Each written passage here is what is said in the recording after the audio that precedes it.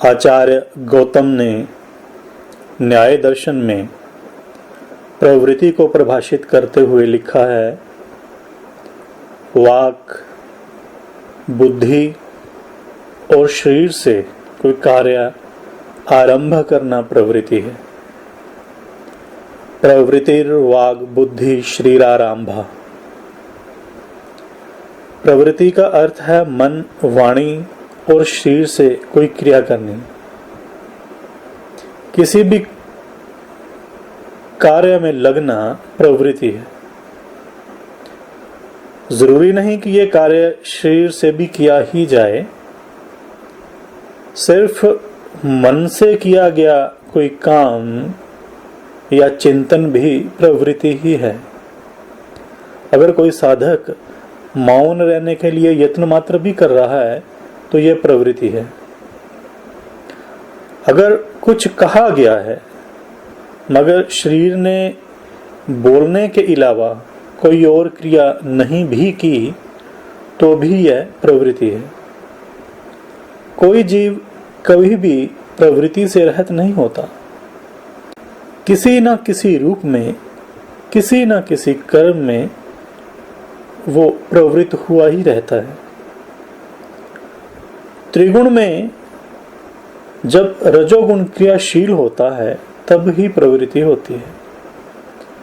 रजोगुण की क्रियाशीलता के बिना कोई प्रवृत्ति नहीं हो सकती। यह क्रियाशीलता चाहे मन में ही हो, चाहे वाणी में या चाहे शरीर में। प्रवृत्ति पाप कर्म में भी हो सकती है, पुण्य कर्म में भी। किसी की हिंसा करनी, झूठ बोलना, चोरी करना, धोखा करना, कठोर वचन बोलना, निंदा करना आदि सब प्रवृत्ति है। परंतु यह प्रवृत्ति पाप कर्मों में है। अहिंसा, सच बोलना, मीठे बोल बोलना, दान करना, अनाथ की रक्षा करनी आदि भी प्रवृत्ति है। परंतु यह प्रवृत्ति पुण्य कर्मों में है। काम, क्रोध, लोभ, मोह और अहंकार में लगना भी प्रवृत्ति है। और सत्य, संतोष, धैर्य, धर्म और विचार में लग जाना भी प्रवृत्ति है। काम, क्रोध, लोभ, मोह और अहंकार पाप कर्म में प्रवृत्ति है और सत्य, संतोष, धैर्य, धर्म और विचार पुण्य कर्मों में प्रवृत्ति है। जीव किसी न किसी कर्म में प्रवृत्त हुआ ही रहता है। हर कर्म में सत्व, रजो या तमो में से कोई एक गुण प्रधान होता है और बाकी दो गुण गौण होते हैं। यह कर्म सतोगुण प्रधान भी हो सकता है, रजोगुण प्रधान भी हो सकता है और तमोगुण प्रधान भी हो सकता है। जीव जिस प्रकार का कर्म बार बार करता रहेगा उस अनुसार ही उसका स्वभाव बनता रहेगा। सतोगुण प्रधान कर्म करते करते जीव का स्वभाव भी सतोगुण की अधिकता वाला हो जाता है। रजोगुण की प्रधानता वाला काम करते करते उसका अपना स्वभाव वैसे ही रजोगुण की अधिकता वाला हो जाता है। तमोगुणी कर्मों में लिप्त रहने वाले जीव का स्वभाव भी तामसिक ही हो जाता है। किए जा रहे कर्मों के संस्कार जीव के अंतःकरण पे पड़ते रहते हैं, जो आहिस्ता आहिस्ता उसका स्वभाव ही बन जाते हैं। प्रवृत्ति हजारों कर्मों में हो सकती है। एक धार्मिक ग्रस्त व्यक्ति के लिए इन हजारों कर्मों का उद्देश्य 4 वस्तुओं या 4 पदार्थों की प्राप्ति करना होना चाहिए। ये 4 पदार्थ हैं धर्म, अर्थ, काम और मोक्ष। इनको 4 पुरुषार्थ भी कहा जाता है। इन 4 पदार्थों में पहले 3 साधारण पुरुषार्थ हैं, जिनकी प्राप्ति के लिए साधारण संसारी जीव प्रवृत्ति में लगते हैं। चौथा पुरुषार्थ, चौथा पदार्थ जो कि मोक्ष है, वो सर्वोत्तम पदार्थ है। पहला है धर्म। धर्म से यहां भाव वे कर्म हैं जिनको धर्म ग्रंथों ने शुभ माना है। आम बोलचाल में हम इनको पुण्य कर्म कह सकते हैं। ये वे कर्म हैं जो नैतिक तौर पे ठीक हैं। ये कर्म ऐसे हैं जिनको सब संप्रदाय ही पुण्य कर्म के तौर पे जानते हैं। कई लोग ऐसे हैं जो भगवान की होंद को तो नहीं मानते, लेकिन नैतिक मूल्यों की वकालत करते हैं। ये नैतिक मूल्य भी धर्म का ही हिस्सा है। यहां धर्म से भाव किसी विशेष पंथ, फिरके, संप्रदाय या मजहब आदि से नहीं है। किसी व्यक्ति का नैतिक, पारिवारिक, सामाजिक या किसी और प्रकार का कर्तव्य भी उसका निजी धर्म है। धर्म के कर्मों में दान, अहिंसा, इंसानी बराबरी, प्राणी मात्र पे दया करनी, धर्म पुस्तकों का अध्ययन करना, बुजुर्गों, बीमारों, अपाहजों की सेवा करनी, साधुजनों की सेवा करनी, सच बोलना, गरीब की मदद करनी, दुष्टताई का नाश करना आदि शामिल है। ऐसे किसी भी काम में प्रवृत्ति धर्म में प्रवृत्ति है। दूसरा है अर्थ। यहां अर्थ से भाव है धन, दौलत और दुनियावी वस्तुएं आदि। राजसत्ता भी अर्थ का ही हिस्सा है। कोई भी कारोबार, नौकरी, कृषि आदि अर्थ की प्राप्ति के लिए की जाती है। सेना भी राजसत्ता की रक्षा के लिए होती है और राजसत्ता अर्थ का ही हिस्सा होती है। यदि कोई राज प्राप्ति के लिए यत्न करता है तो उसकी वो प्रवृत्ति अर्थ की प्राप्ति के लिए ही है। यहां यह ख्याल रहे कि अर्थ की प्राप्ति के लिए की गई प्रवृत्ति धर्म के किसी नियम के विरुद्ध ना हो, नहीं तो ये अधर्म हो जाएगा। अर्थ की प्राप्ति के लिए यत्न ग्रस्त इंसान करता है। अर्थ की प्राप्ति के लिए की गई प्रवृत्ति का मुख्य उद्देश्य भी धर्म की पूर्ति ही होना चाहिए। दान करना धर्म है, पर दान का यह धर्म करने के लिए अर्थ की जरूरत है, धन, दौलत या और वस्तुओं की जरूरत है। यह अर्थ की प्राप्ति के लिए की गई प्रवृत्ति इसलिए ही होनी चाहिए कि धर्म किया जा सके। गुरु ग्रंथ साहब में आता है, कबीर जो ग्रह करें ता धर्म कर, नाही ता कर बैराग। बैरागी बंधन करे, ताको बड़ो अभाग। एक गृहस्थ के लिए अपनी आवश्यकताएं पूरी करने के लिए अर्थ की जरूरत तो है ही, बल्कि धर्म के काम करने के लिए भी अर्थ की जरूरत है। दान तभी हो पाएगा जब व्यक्ति को अर्थ होगा। कोई किसी को रोटी तो ही दे पाएगा अगर खुद उसके पास रोटी मौजूद होगी। अपनी और अपने परिवार की जरूरतें पूरी करने के बाद बचा हुआ अर्थ या दौलत धर्म के लिए लगा दी जानी चाहिए। ग्रस्त जीव के पुण्य के, दान के संस्कार इतने अधिक हो जाएं कि पुण्य करना, दान करना उसका सहज स्वभाव ही बन जाए।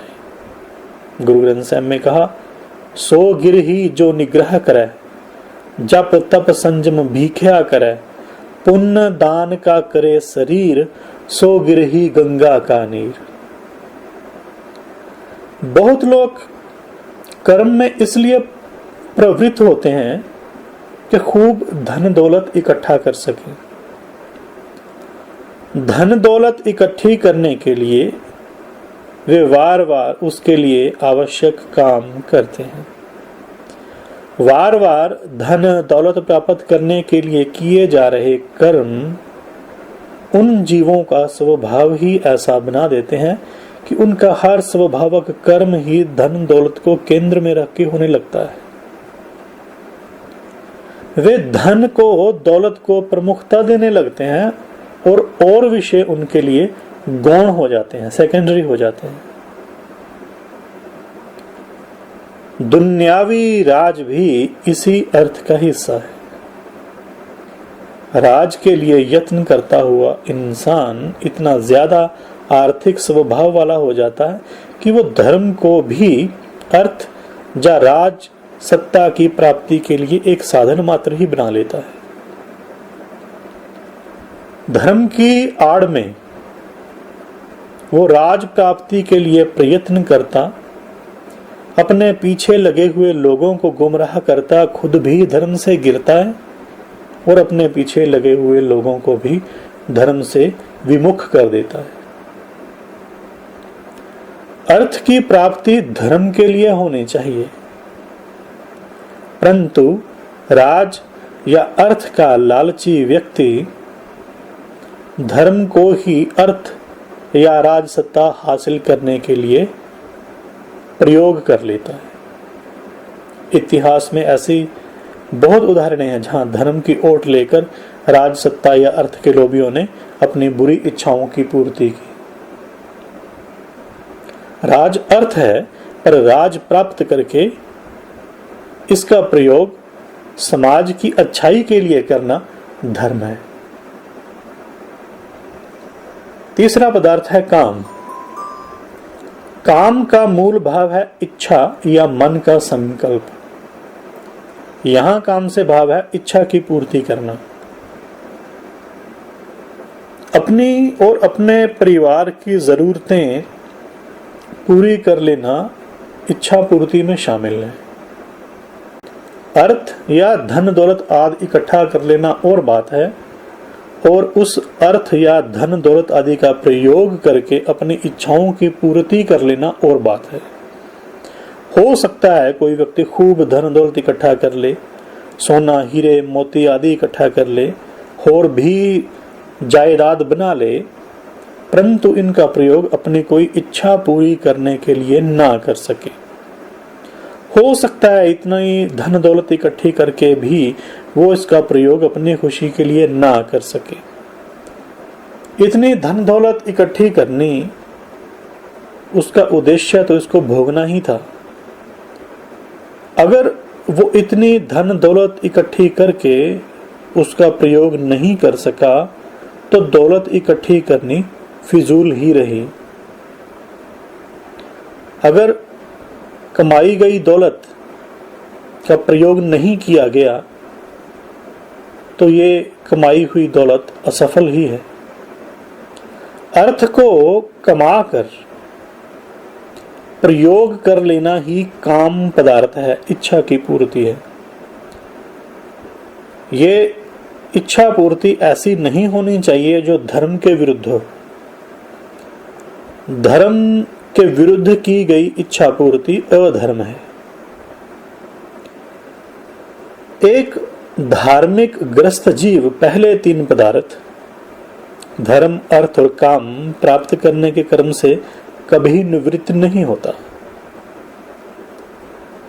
धर्म में प्रवृत्त गृहस्थ जीव धर्म के काम करना कभी बंद नहीं करता। जब तक शरीर चलता है वो धर्म के काम में प्रवृत्त हुआ ही रहता है। अर्थ की प्राप्ति के कर्म से भी संसारी जीव निवृत्त नहीं होता। किसी न किसी रूप में वो अर्थ की प्राप्ति के लिए प्रवृत्त हुआ ही रहता है। अगर वो अर्थ प्राप्ति के लिए प्रवृत्त ना रहे तो उसके इकट्ठे किए हुए धन दौलत आदि अर्थ समाप्त होने शुरू हो जाते हैं। संसारी जीव के मन की इच्छाएं कभी समाप्त नहीं होती। इन इच्छाओं की पूर्ति के लिए भी संसारी जीव प्रवृत्ति में लगा ही रहता है। चौथा पदार्थ है मोक्ष। मोक्ष सब पदार्थों में उत्तम है। मुक्ति के लिए, मोक्ष के लिए की गई प्रवृत्ति सब प्रवृत्तियों में से उत्तम है। अर्थ प्राप्ति में प्रवृत्ति मोक्ष में सहायक नहीं हो सकती। काम पूर्ति के लिए की गई प्रवृत्ति मोक्ष में सहायक नहीं हो सकती। अगर धर्म के लिए की गई प्रवृत्ति भी मोक्ष के रास्ते पर नहीं लेके गई तो धर्म में की गई वो प्रवृत्ति भी असफल है। ऐसा धर्म जो मुक्ति नहीं प्राप्त करा सका असफल है, पाखंड है। कर्म धर्म पाखंड जो दिस हैं तिन जम जागाती लूट है। गुरु ग्रंथ साहब की ये पावन पंक्ति है। मोक्ष से विरुद्ध है बंधन। मोक्ष पदार्थ की प्राप्ति ना हो तो धर्म के कर्म भी बंधन ही हो जाते हैं। गुरु ग्रंथ साहब में आया है, आशा मनसा बंधनी भाई, कर्म धर्म बंधकारी, पाप पुण्य जग जाया भाई, बिन सै नाम विसारी। एह माया जग मोहनी भाई, कर्म सभ्य वेकारी। ऐसी स्थिति में गृहस्थ के रिश्ते, माता पिता बेटा बेटी पति पत्नी आदि बंधन ही बन जाते हैं। धर्म के कर्म भी बंधन ही बन जाते हैं, क्योंकि जीव इन धर्म कर्मों के फल प्राप्त करने के लिए भी तो जन्म मरण के बंधन में पड़ा ही रहता है। व्यापार कृषि आदि अर्थ के साधन और धन दौलत सब कुछ बंधन बन जाते हैं। गुरु ग्रंथ साहब में आया, बंधन मात पिता संसार, बंधन सुत कन्या अरनार, बंधन कर्म धर्म हो किया, बंधन पुत कलत मन बिया। बंधन किरखी करह किरसान, हो मैं डन सह राजा मंगैदान। बंधन सौदा अणविचारी, तिपत नाही माया मोह पसारी। बंधन शाह संचय तन जाए, बिन हर भगत न पवई थाए।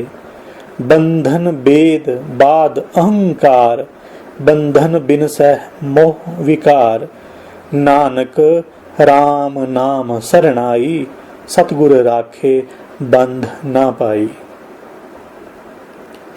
दान करना धर्म है, पर दान करते समय अभिमान पैदा हो जाना अधर्म है। ये अधर्म ही दान के धर्म कर्म को बर्बाद कर देता और मोक्ष से दूर ले जाता। तीर्थ बरत अर दान कर, मन में धरै गुमान। नानक नह फल जात तह, जो कुंचर स्नान। बहुत लोग दान सिर्फ इसलिए देते हैं कि वे राजनैतिक सत्ता हासिल करना चाहते हैं। उनके दान का उद्देश्य धर्म कमाना नहीं, बल्कि अर्थ या राज की प्राप्ति ही होती है। वो किसी जन्म में बहुत दान करके किसी और जन्म में राजा भी बन जाते हैं, शासक भी बन जाते हैं, परंतु राज सत्ता का सुख भोगते भोगते जिनकी बुद्धि उल्टी हो जाती है, वे अपने पापों का फल दुखों के रूप में प्राप्त करते हैं। गुरु ग्रंथ साहब में आया, दानं परा पूर्वेण भुंजन्ते महीपते, विपरीत बुद्धिं मार्त लोकः, नानक चिरंकाल दुख भोगते। अर्थ में प्रवृत्त हुई उनकी बुद्धि अंत में दुख का ही कारण बनती है। मोक्ष से उल्ट है बंधन। इस बंधन का कारण अज्ञान है। जब ज्ञान प्रकट होता है तब अज्ञान की समाप्ति हो जाती है, अज्ञान का अंत हो जाता है। यह ज्ञान प्रकट होना ही मोक्ष है। हर प्रवृत्ति, हर काम का अंतिम उद्देश्य ज्ञान ही होना चाहिए। गुरु ग्रंथ साहिब में आया, फल कारण फूली बन राय, फल लागा तब फूल बिलाए, ज्ञान कारण कर्म अभ्यास, ज्ञान भया तह कर्मै नास। भय चाहे मृत्यु का हो या किसी भी और बात का, इसका कारण मूल रूप में अज्ञान ही होता है। अगर भय को खत्म करना है तो भय का मूल कारण अज्ञान खत्म करना पड़ेगा। अज्ञान तो ही खत्म होगा अगर ज्ञान प्राप्त हो जाए। इसका भाव यह हुआ कि भय को समाप्त करने के लिए ज्ञान की प्राप्ति होनी आवश्यक है।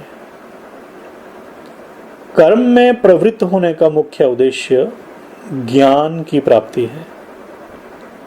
भाग्यशाली जीव ही पाप कर्म से अपने मन को हटा के पुण्य कर्मों की ओर लगाते हैं। बहुत कम लोग ही भय से निजात पाने के लिए कर्म में प्रवृत्त होते हैं।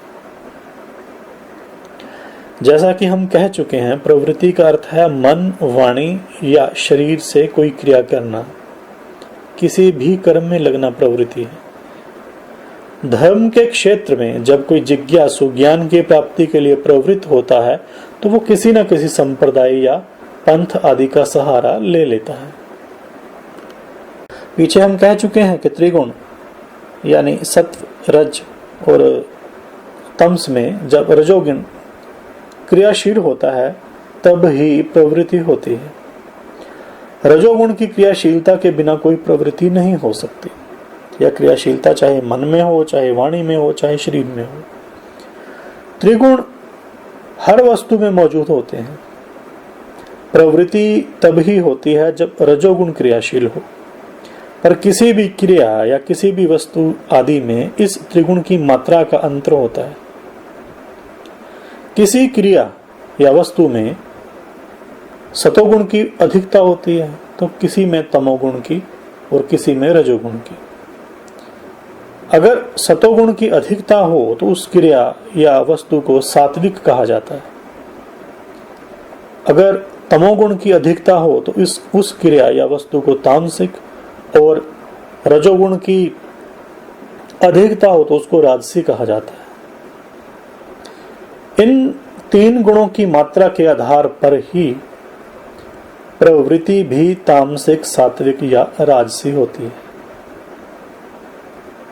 तामसिक प्रवृत्ति में लगने से उत्तम है सात्विक प्रवृत्ति में लगना। पाप कर्म से अच्छा है पुण्य कर्म में प्रवृत्त होना। ज्ञान की प्राप्ति के लिए किया जा रहा कर्म पुण्य कर्म है। अच्छे जीवन की दिशा में पुण्य कर्मों में प्रवृत्ति होना पहला कदम है। गुरुवाणी में आया है, हर पहलड़ी लाभ परवृत्ति कर्म दृढ़ाया बलराम जियो, बाणी ब्रह्मा वेद धर्म दृढ़ो पाप तजाया बलराम जी। अपने अपने स्वभाव अनुसार जीव तामसिक, सात्विक या राजसी क्रिया में प्रवृत्त होता है। जब वो ज्ञान के लिए, ज्ञान की प्राप्ति के लिए यत्नशील होता है तो अपने परिवार के माहौल के अनुसार या कभी बाद के हालात के अनुसार वो किसी संप्रदाय या पंथ को धारण कर लेता है। त्रिगुण के आधार पर यह संप्रदाय या पंथ भी सात्विक, राजसी या तामसिक होते हैं। इन संप्रदायों, इन पंथों की क्रियाएं, कर्मकांड, शरिया, रहत मर्यादा आदि भी सतोगुण प्रधान, रजोगुण प्रधान, तमोगुण प्रधान या मिलीजुली होती हैं। प्रवृत्ति एक यात्रा है। अगर यह सतोगुण की तरफ हो रही है तो यह जीव को उन्नति की तरफ ले जा रही है। अगर यह प्रवृत्ति की यह यात्रा तमोगुण की तरफ हो रही है तो यह जीव को गिरावट की ओर ले जा रही है। अगर कोई साधक किसी तामसिक प्रवृत्ति में लगा है तो किसी समय वो सात्विक प्रवृत्ति में आ सकता है। ये साधना के क्षेत्र में उसकी उन्नति है। इसी तरह कोई साधक सात्विक प्रवृत्ति में लगने के बाद भी अति तामसिक कर्मों में लग सकता है। यह उसकी आध्यात्मिक गिरावट है। अजामिल का जिक्र धर्म पुस्तकों में बहुत दफा आया है। जो किसी समय सात्विक कर्मों में लगा रहने वाला ब्राह्मण था, परंतु बाद में एक वेश्या के पीछे लग के तामसिक कर्मों में लग गया। अपने आयु के आखिरी दिनों में पहले किए गए सात्विक कर्मों के संस्कारों के प्रताप से वो फिर से धर्म के रास्ते पे आया और मोक्ष की प्राप्ति की। गुरुवाणी में आया, अजामल को अंत काल में नारायण सुध आई, जांगत को जोगी सुर बाँचत सोगत छिन मह पाई। भागवत पुराण के 6वें स्कंद में ये आया, अजामिल जैसे पापी ने मौत के समय पुत्र के बहाने भगवान के नाम का उच्चारण किया, उसको भी वैकुंठ की प्राप्ति हो गई। फिर जो लोग श्रद्धा से भगवान का नाम उच्चारण करते हैं उनकी तो बात ही क्या है। ये आम देखने में आता है कि ज्ञान प्राप्ति के लिए जिज्ञासु किसी न किसी पंथ को धारण करता ही है। पंथ को धारण करने का उद्देश्य ही यह है कि उसको ज्ञान की प्राप्ति हो सके। ये अलग अलग पंथ अपने मानने वालों को अलग अलग प्रवृत्ति कर्म बताते हैं जिन पे चल के ज्ञान की प्राप्ति होनी मानी जाती है। चाहे पंथ या संप्रदाय ज्ञान प्राप्ति के लिए ही धारण किया जाता है, पर सच्चे ज्ञान की प्राप्ति होने के बाद जिज्ञासु किसी पंथ विशेष या संप्रदाय विशेष तक ही सीमित नहीं रहता, बल्कि वह अपना संबंध धर्म से जोड़ लेता है। यहाँ धर्म से भाव आत्मिक विद्या स्पिरिचुअलिटी से है। गुरु ग्रंथ साहिब में आया, मन्ने मग न चलै पंथ, मन्ने धर्म से तीसन बंध। सांप्रदायिक चिन्ह अब उसके लिए कोई महत्व नहीं रखते। माथे तिलक हथमाला बाना, लोगन राम खिलौना जाना। भागवत पुराण में आया, ज्ञान निष्ठो व्यक्तो वा मद भक्तो वानपेक्षका, सलिंगा नाश्रमाम सत्यक्त्वा चरेद विधि गोचरा। ज्ञाननिष्ठ विरक्त मुक्ति की इच्छा करने वाला और मुक्ति की भी अपेक्षा न रखने वाला मेरा भक्त आश्रमों की मर्यादा में बंधा हुआ नहीं है।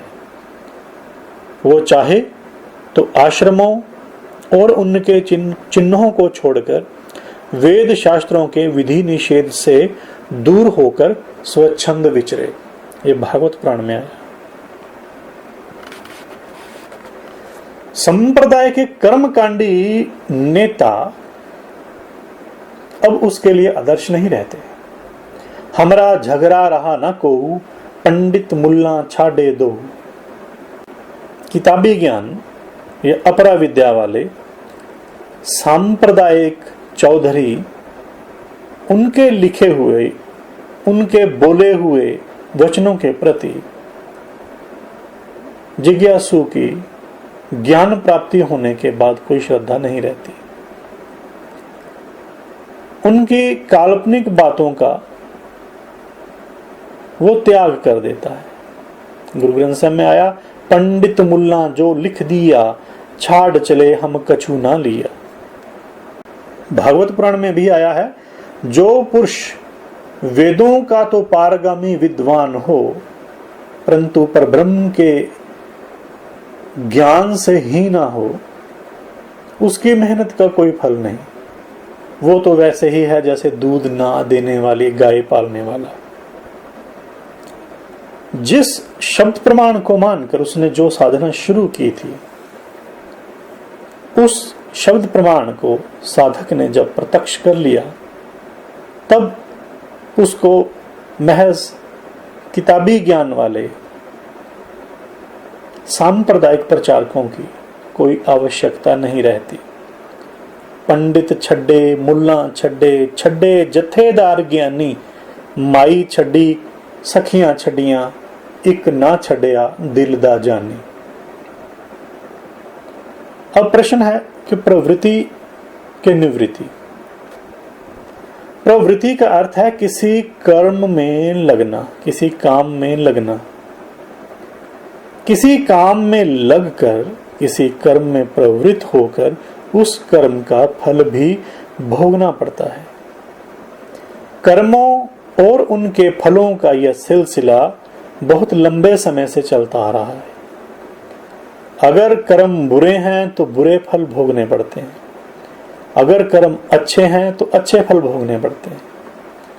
किसी फल को भोगने के दौरान भी कोई ना कोई कर्म किया ही जाता है। फल भोगने के दौरान किए गए कर्म ने भी फल तो देना ही है और फिर उस फल को भोगना भी पड़ना ही है।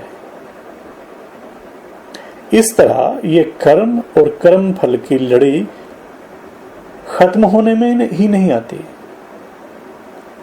क्या इस प्रकार कर्मों में लगने की ये क्रिया, ये प्रवृत्ति मार्ग बंधन का ही कारण नहीं है? कर्म में प्रवृत्त होने का मुख्य उद्देश्य ज्ञान की प्राप्ति है। ज्ञान प्राप्ति के लिए कर्म करने की आवश्यकता है। जैसे किसी पेड़ को फूल लगने का उद्देश्य उसका फल बनना है।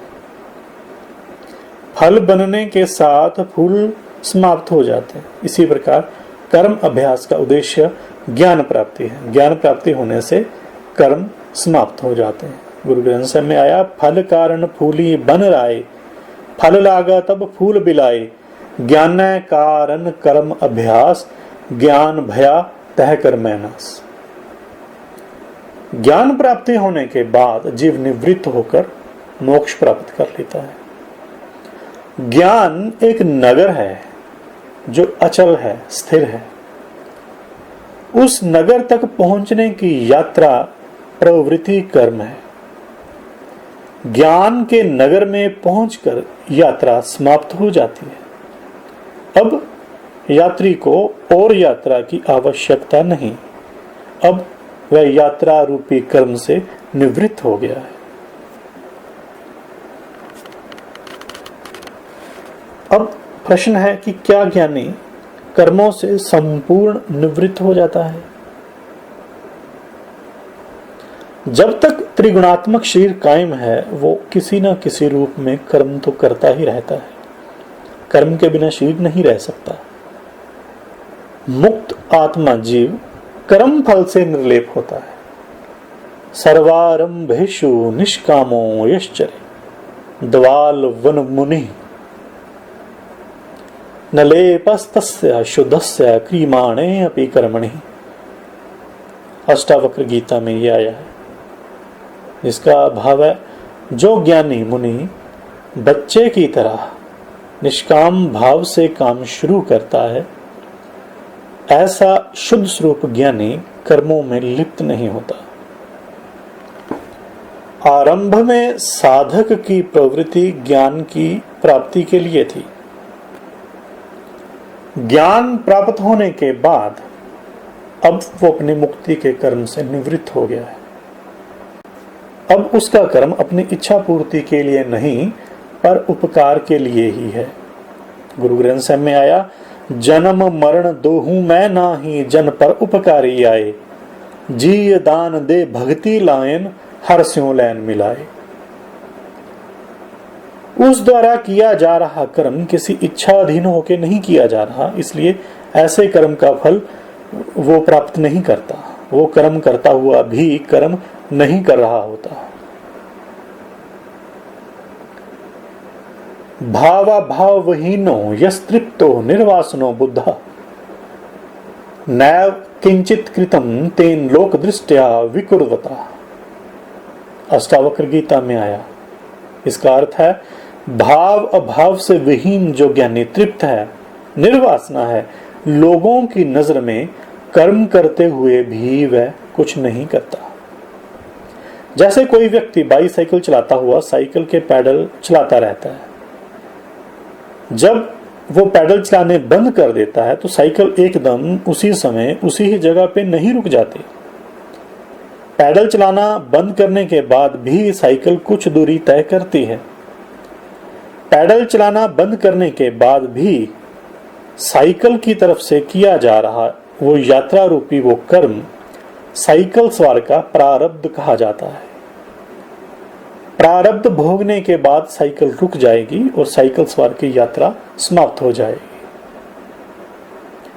इसी तरह तत्व ज्ञान प्राप्त होने के बाद ज्ञानी जीव सिर्फ प्रारब्ध ही भोग रहा होता है, वास्तव में वो निवृत्त हो चुका है। प्रारब्ध भोगने तक उसका शरीर कायम रहेगा। उसके संचित कर्म और उसके नवीन क्रियामान कर्म ज्ञान के प्रभाव से नष्ट हो जाते हैं। शरीर की स्वभावक प्रवृत्ति को रोका नहीं जा सकता।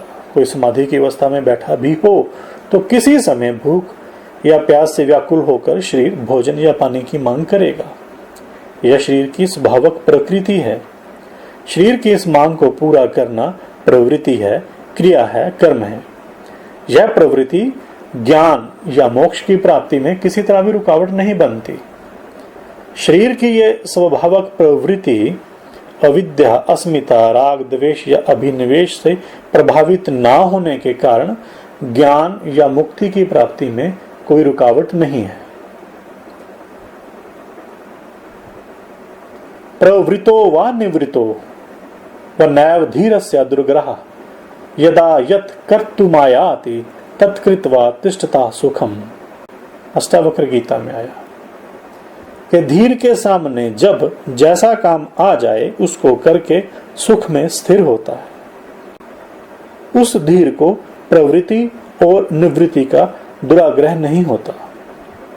जीव के बंधन का कारण मिथ्या ज्ञान यानी अविद्या, अस्मिता, राग, द्वेष और अभिनिवेश है। जब ज्ञान प्रकट होता है तब अज्ञान की समाप्ति हो जाती है, अज्ञान का अंत हो जाता है। यह ज्ञान प्रकट होना ही मुक्ति है। हर प्रवृत्ति या कर्म का अंतिम उद्देश्य ज्ञान ही होना चाहिए।